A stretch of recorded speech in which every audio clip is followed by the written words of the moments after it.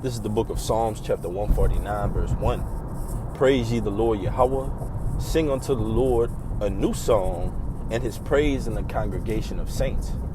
Barakatah Yahweh, Barakatah Yahweh Shai, Kal Halayim La, Yahweh Bahashem, Yahweh Shai, Bahashem Harakak Wadash.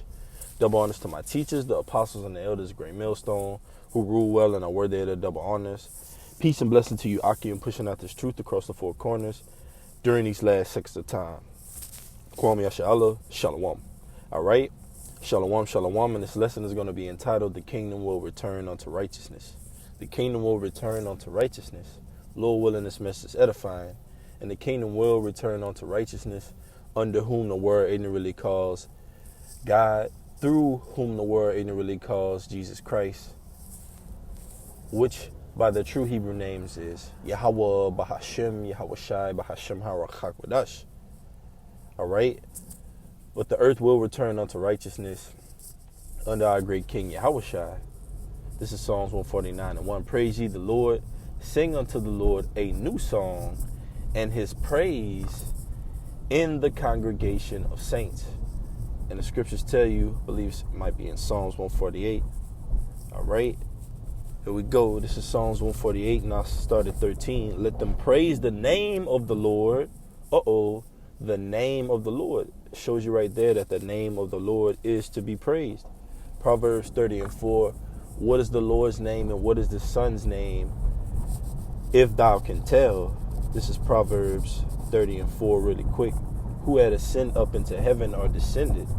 Who had gathered the wind in his fist? Who hath bound the waters in a garment? Who hath established all the ends of the earth? What is his name, and what is his son's name, if thou can tell?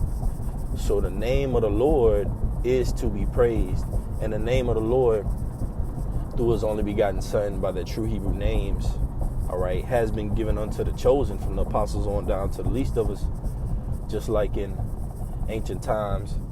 All right, in past times, the Lord was known and ultimately still is known as Almighty, Al-Shaja, demon-like power.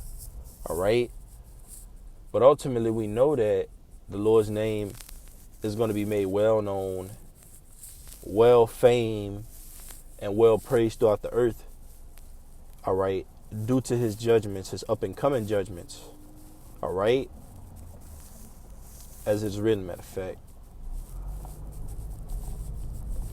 This is the book of Luke, chapter 12, verse 49. Red letters, Yahweh Shai speaking, whom the word ignorantly calls Jesus Christ. It says, I am come to send fire on the earth, and what will I, if it be already kindled? All right, so these prophecies are sending fire upon the earth. These judgments, all right, are letting you know what type of power you're dealing with, and it's not a man-made power.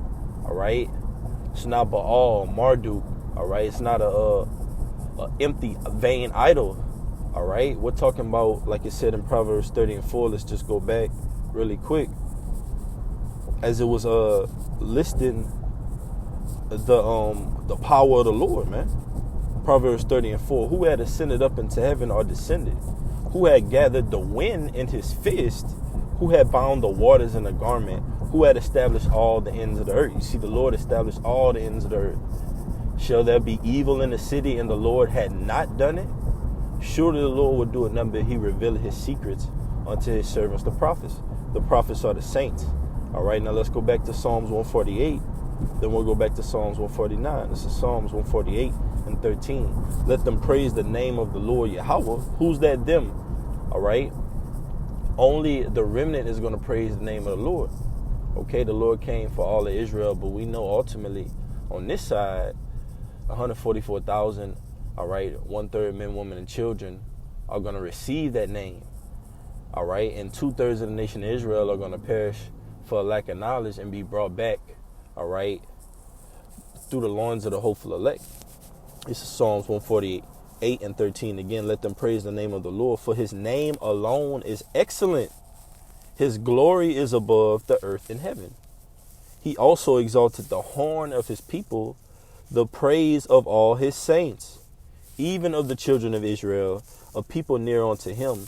Praise ye the Lord. So the saints are the Israelites. So back in Psalms 149:1, praise ye the Lord, sing unto the Lord a new song, and his praise in the congregation of saints. Let Israel rejoice in him that made him. All right, so let the saints, all right, the Israelites rejoice, all right, in him that made him, which is Yahweh B'Shem Yahushua. The Lord had raised us up for his purpose. Same way the Lord raised up Pharaoh for a purpose. Pharaoh's purpose, all right, was to show the strength of the Lord in delivering a nation of Israel, okay? But the men of the Lord, we've been raised up for prophecy, to prophesy the downfall of Babylon the Great, which is America, all right? And ultimately to sing unto the Lord that new song, which is like back in Exodus the 15th chapter, all right? This is back in Exodus the 15th chapter, because it's all one song ultimately. The Lord is going to do what he did in ancient Egypt, here in spiritual Egypt, which is America, and spiritual Sodom, which is America. Exodus 15:1. Then sang Moses and the children of Israel this song unto the Lord. And it's going to go into the lyrics of that song. And spake, saying, I will sing unto the Lord, for he had triumphed gloriously. The horse and his rider had he thrown into the sea. The Lord is my strength and song, and he has become my salvation. He is my power, and I will prepare him an habitation, my father's power, and I will exalt him. That's right. Let the saints praise the name of the Lord, for the Lord had triumphed greatly and gloriously. And this song right here is the same song that we're singing today, because as it said, the horse and his rider are thrown into the sea, just as Pharaoh and his horsemen and their riders were thrown into the sea. Ultimately, this system, the beast and its images, are going to be, all right, cast into that sea of fire by those ICBM nuclear missiles and those the chariots, as well as Yahushua, man, his presence, according to 2nd Esdras, the 13th chapter. All right, but these are the lyrics that we're singing. But our people, 2/3 of the nation of Israel, they're not dancing, they're not complying with this message, with this song, all right, with these lyrics. This is Revelation 14, I'll start at 3. It says, and they sung as it were a new song before the throne and before the four beasts and the elders. And no man could learn that song but the 144,000 which were redeemed from the earth. And it goes into this 144,000 in Revelation the 7th chapter. All right, the 144,000, the 12,000 from each tribe. All right, I start at 4, Revelation 7:4. And I heard the number of them which were sealed, and there were sealed 144,000 of all the tribes of the children of Israel. All right, that's the remnant. That's those that are preaching Yahushua and this apostles' doctrine, that are singing this song. We're tuned to that 144 vibration. All right, following the Lamb whatsoever he goeth.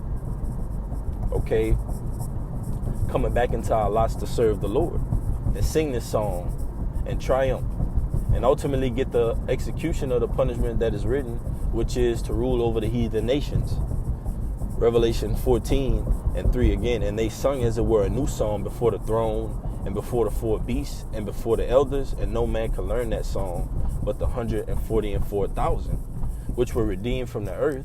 That's right, the remnant, which were redeemed and scattered throughout the whole entire earth, but gathered by this word. It says, these are they which were not defiled with women, for they are virgins. They are they which follow the Lamb whithersoever he goeth. These were redeemed from among men, being the first fruits unto our power and to the Lamb. That's right, the elect, the first fruits. It tells you in, I believe it's Zechariah, Zephaniah, escapes me right now. It says, the remnant shall not do iniquity. All right. And it says here, verse 5, and in their mouth was found no guile, for they are without fault before the throne of our power. Those virgins. How are we virgins? Spiritually. Not being fornicating with other doctrines. All right. Not being in bed with, all right, other philosophies. Okay. Having this one true doctrine under the apostles, preaching Yahushua, praising the names of Yahweh B'Shem Yahushua. Okay. 144% truth. It says, and I saw another angel flying in the midst of heaven, having the everlasting gospel to preach unto them that dwell on the earth, and to every nation and kindred and tongue and people. And it reiterated that back in Revelation 7 and 9. It says, out of different nations, tongues, people, but those are talking about Israelites. It's not talking about every nation under the sun, because we know the Lord only deals with a chosen nation of people, which are the Israelites. But it tells you in Genesis, out of Israel comes many nations. So you have many nations amongst the nation of Israel. All right, we're likened unto a speckled bird. So you have Israelites coming from different nations of the earth, speaking different tongues, looking like other nations of people, but all bearing witness to the name of the Lord and praising his name and his only begotten son's name.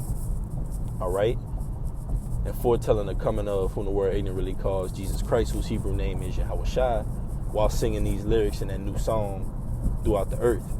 As is written, this gospel shall be preached unto the ends of the earth, and then shall the end come, roughly paraphrasing. So this is back in Revelation 14 and 6 again. And I saw another angel flying in the midst of heaven, having the everlasting gospel to preach unto them that dwell on the earth, and to every nation and kindred and tongue and people, saying with a loud voice, fear our power and give glory to him, for the hour of his judgment is come, and worship him that made heaven and earth and the sea and the fountains of waters. That's what it was going into in Proverbs 30 and 4. All right, from the ends of the earth. All right, he established it, and that's the Lord, man, through his only begotten son by their true Hebrew names. But through the Lord and his only begotten son, we're able to have that wisdom, knowledge, and understanding brought to us by this great book, and able to sing unto that song of salvation as well as destruction, as it's going to get into these lyrics. It says, Revelation 14 and 8, and there followed another angel saying, Babylon is fallen, that great city, because she made all nations drink of the wine of the wrath of her fornication. And the third angel followed